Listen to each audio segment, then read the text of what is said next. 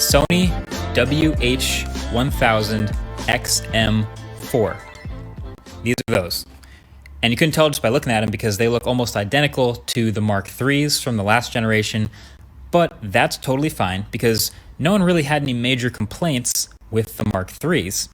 At least I didn't. I crowned them my active noise cancellation kings. But now, here they are. These are the Mark IVs. They are the same price, $349, and Sony, smartly, took the if it ain't broke, don't fix it approach and basically just addressed all the small little requests that people like me had with the last generation. It's like they lined up all their little nitpicks and knocked them all down. So, okay, what was left to improve? Well, number one, my biggest request was multiple device support, and it took them 2 years, but they finally did it, and they've added multiple device support to the Mark IV. So the ability to pair these headphones actively to more than one device at once. It might sound like kind of a niche thing, but it's such a big deal if you have your headphones paired to your computer and your phone at the same time, or your tablet and your phone at the same time. You're listening to music on one thing, you get a phone call on the other, and it just seamlessly, automatically switches. Then you hang up and go back to music and it switches back. It's just so much better of an experience than going into Bluetooth settings, unpairing, then repairing manually every time. So that's number one, and it's actually been improving over time. When I first got these headphones, it didn't really work very well at all, but they've been getting software updates, and through the Sony app, they've gotten better. So it's fixed itself up over time, and we'll probably continue to get updates and hopefully keep getting better in the future. So with that by itself, to be honest, they probably could have stopped there, and I would have been happy. That's all I really wanted. But number two, they also made the noise cancellation better than on the Mark IIIs. Now, I crown the Mark IIIs my active noise cancellation kings because the noise cancellation and sound quality was so good on them that I picked them over better looking, better feeling, cooler headphones like the Surface headphones because of it. And this is better. So the Mark IVs, again, sound incredible, super clean and bright and full with all the same noise cancellation controls in the Sony app like before, all your EQ settings. But now the noise cancellation cancels out slightly more of some higher frequencies too. So it's always been amazing with low frequency hums, stuff like airplanes and trains and rumbles that you've already known. But now with things like dishwashers and cars and even people's voices, it cancels more of those out too. Now I can't necessarily tell a difference immediately between the 3s and the 4s as far as noise cancellation. It's not like a reason to buy the 4s. But I did notice that typing on my mechanical keyboard, which has brown switches, the clacking was generally canceled out really well. And bottom line here is you're not going to find a better pair of noise cancellation headphones just as far as pure isolation and sound quality. So if there's a better one out there, I haven't found it yet. It's like being in another dimension sometimes. There's also technically some very slight physical adjustments to the dimensions too. The cushions are 10% larger, so that's technically an improvement. And also, if you look inside the left ear cup, you'll see a proximity sensor, and that's for the wear detection feature that I'll get to in a second. But actually, believe it or not, this helped me find which was the left and right ear cup a little faster. But the one that really matters is the new mics. So the Mark IV now has a better mic pattern with 5 microphones for better call quality and better voice recognition. So I've never really thought the microphone quality of wireless headphones was that amazing to begin with. Like, as long as they work, you can hear my voice, that's fine. But these actually have 5 microphones built into them now, which is an improvement. And so apparently they can cancel out background noises better. You can hear my voice a little bit more isolated. So as long as that's true, then that's also nice. If you fire up the Sony app, there's, again, some nice convenient features in here enabled by the sensors and mics on the headphones. You may never use these, or you may be like me and use some of them some of the time, but I'll go in order of coolest to most gimmicky here. So wear detection is unique to the Mark IVs thanks to the added sensor in the left ear cup. So with that, in the Sony Headphones app, you can tell it to pause music when you take the headphones off and turn the headphones off after they've been off of your head for a while to save battery, which is smart. You can also now, while the music is playing, put your hand over the right ear cup like that, and it will drop the music way down, turn noise cancellation off, pass through, and amplify voices. So in theory, if you want to talk to someone while keeping the headphones on, you don't want to have to do the whole on-off thing, you can just pull one of these and you're talking to someone. I think that's maybe useful sometimes on public transit or on an airplane, if we ever get to do that again. If you just want to talk to someone real quick. But as soon as you take your hand off, the music comes right back and the noise cancellation is back on and you're right where you left off. So that's all right. And it's fast. Like, I think that makes a big difference to actually using the feature. If I put my hand there and you had to wait a second for it to kick in, that would be kind of disappointing.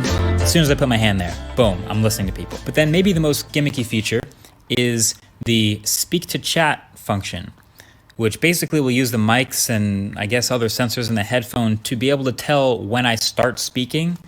And when I do start speaking, it will pause my music, turn off noise cancellation, and amplify voices. So I'm wearing the headphones, listening to music, I start talking, it pauses the music, and now I'm having a conversation through the headphones. And I guess that's fine. It works. It was surprisingly effective at not accidentally doing it when I wasn't talking. But, you know, if someone walks up to me and starts talking, I go, "What?" And then the music pauses, and then I'm talking to them. Now the music is paused and I have to play it again or go back into the settings to turn the noise cancellation back on. And you can tell it in the settings to turn that automatically off after 15 seconds, 30 seconds, or 60 seconds. But generally, this wasn't a feature I found myself wanting to use very much. So you can turn it on, but I turned it off. Overall, though, these are basically my ideal headphones. You know, I think the design could be cooler if it had dials on the side like the Surface headphones, or maybe some more cool colors like a matte red or something like that. But generally, this same matte black understated design is totally fine with me. The same touchpad on the side, that's cool. The same Google Assistant or Amazon Alexa trigger from the custom button on the bottom, it's fine. The same case they came with is also fine. I have a designated place in my backpack for them.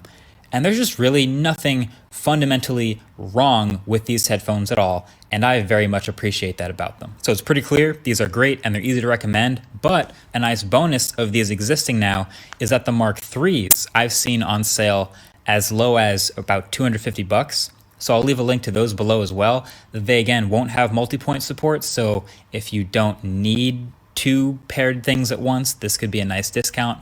I'll have that link below, but again, the Mark IV is pretty sick. So thank you, Sony, for making this such an easy review. Thank you to the Histogram t-shirt for sponsoring this video, shop.mkbhd.com. And thank you for watching.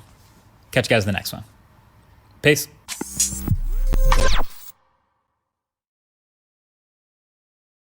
All right, what's up? MKBHD here.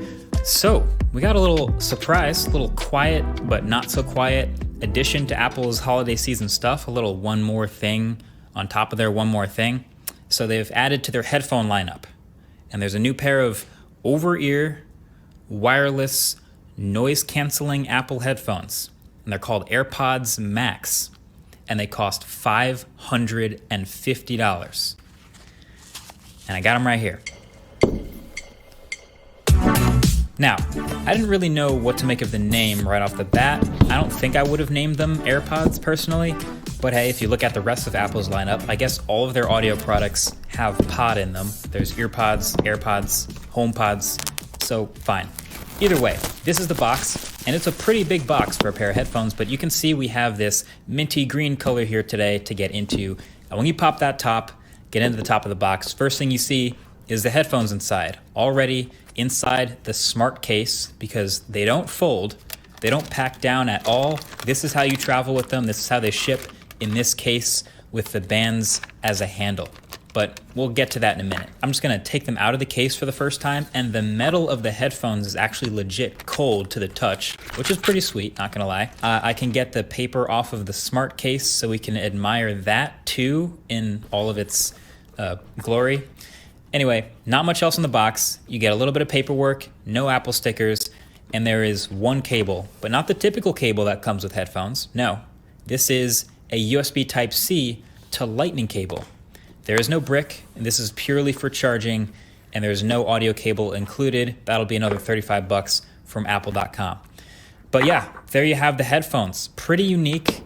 They look like those huge planar magnetic headphones from back in the day, but like a modernized version of that design. I guess it's kind of classic. This green here probably isn't the best looking color, if I'm being real, but that's it. We can get it back into the smart case, slap that magnet shut, and we're off to the races.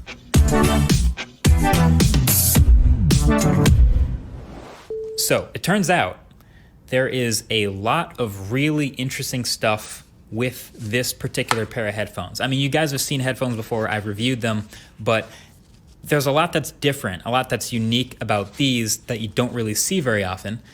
And so while this isn't my review, that'll be coming up soon, and definitely make sure you subscribe to be among the first to see that if you haven't already. This is just gonna be my first impressions and the top 5 things you should know about these new AirPods. So number 1, the materials. Like I said, when I took it out the box, the metal was cold to the touch. So these have a stainless steel flexible frame, and then the ear cups I was touching are aluminum. There's these shiny telescoping arms and ball head joints on the ear cups that let them move around a little over 90 degrees. Overall, there is no doubt these are built very well. There's no creaks, no gaps anywhere. I mean, even the little slide to expand the headphones is really satisfying because there's a lot of resistance. And I think I actually like this more than the typical plastic clicks to expand. But really, the materials aren't actually as important as the overall comfort. And these are gonna sit on top of the head pretty nice. That mesh band at the top is basically designed to distribute the weight as evenly as possible across your head and be kind of breathable.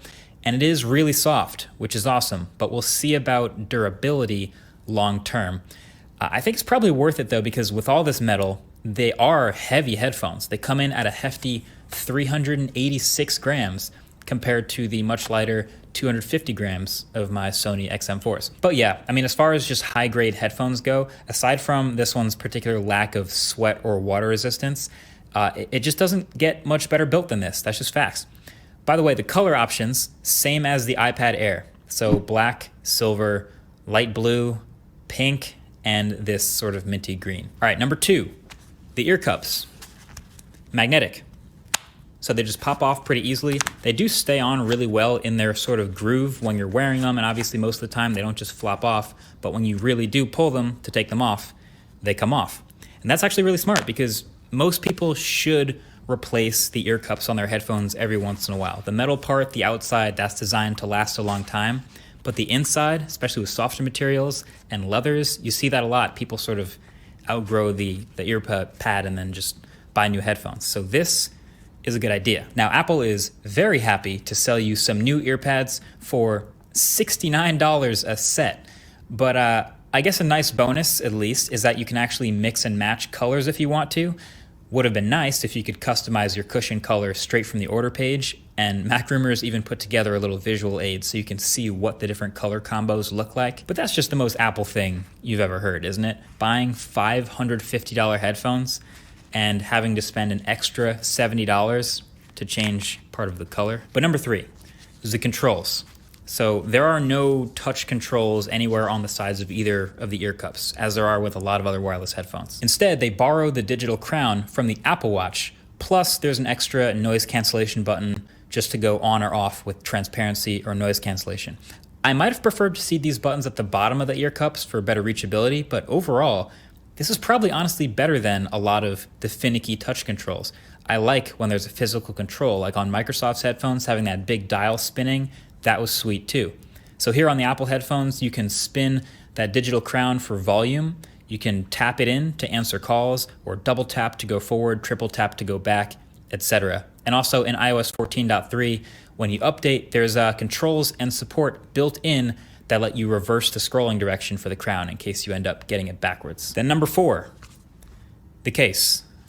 So let's just get the jokes out of the way right off the top, shall we? It looks like a purse that doesn't really hold much, and it looks like a bra.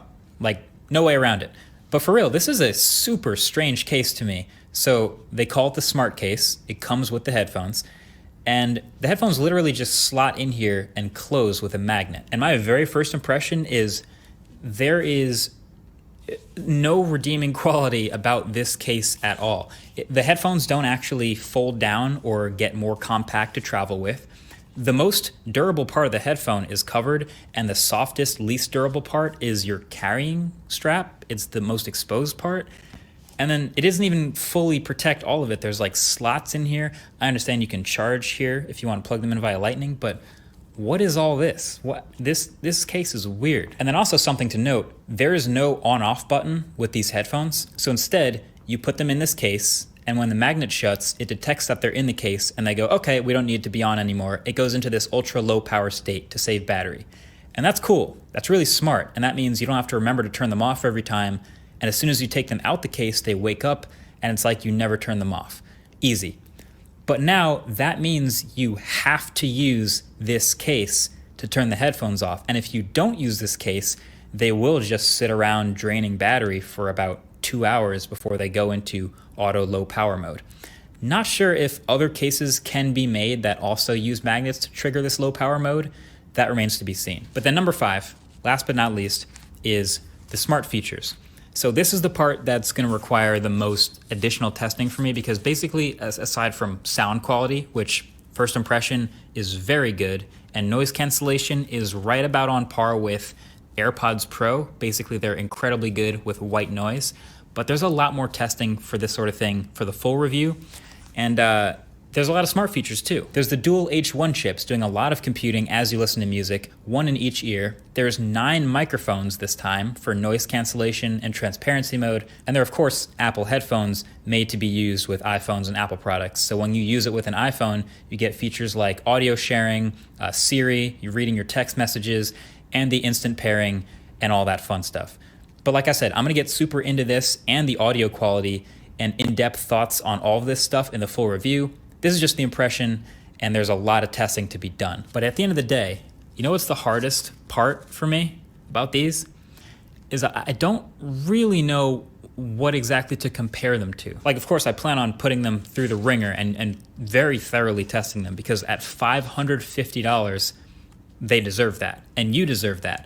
But I guess I want to hear from you in the comments section what you specifically want to know about these headphones. What do you care about with headphones like this? Like, my natural instinct, as you probably saw on Twitter, was to compare them to my precious, a lot of people's favorite wireless headphones ever, which is the Sony's and the XM4s. They're basically the top of the line industry favorite noise canceling wireless headphones. And as you know, those headphones have the absolute best noise cancellation I've ever heard.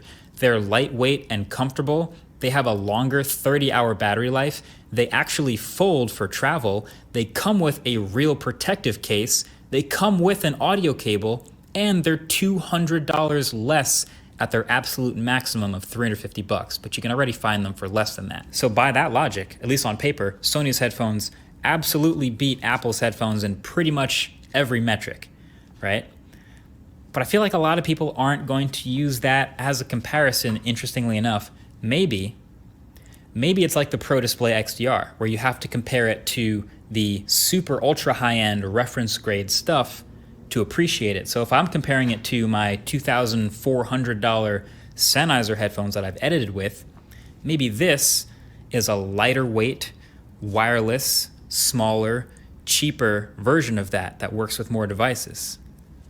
Maybe that's the comparison. Or maybe it is somewhere in the middle with, like, the Sennheiser HT650 or even the Drop THX Panda headphones, somewhere in that high-end audiophile range, except now it's just Apple's entry into that space. It's hard to say. But at the end of the day, if you're here for my take, for my first impression, I have listened to these for a couple hours now, and they sound really good. But do they sound $550 good? I mean, you're starting to approach the limits of wireless audio, so TBD. They are built extremely well, but does that alone make them worth $550? Not really. They, of course, have all Apple's smart features, and I don't think that by itself is going to make you buy headphones that expensive, but maybe all of this stuff combined, maybe, just maybe all of that put together, well, there's an audience for it because they're sold out already. But either way, I hope to find that out all in the full review. This has just been my first impressions of AirPods Max, a weird name. I'm not going to get used to saying that for a while, but again, let me know what you think, what you want to know about these headphones. Thanks for watching. Catch you guys in the next one. Peace.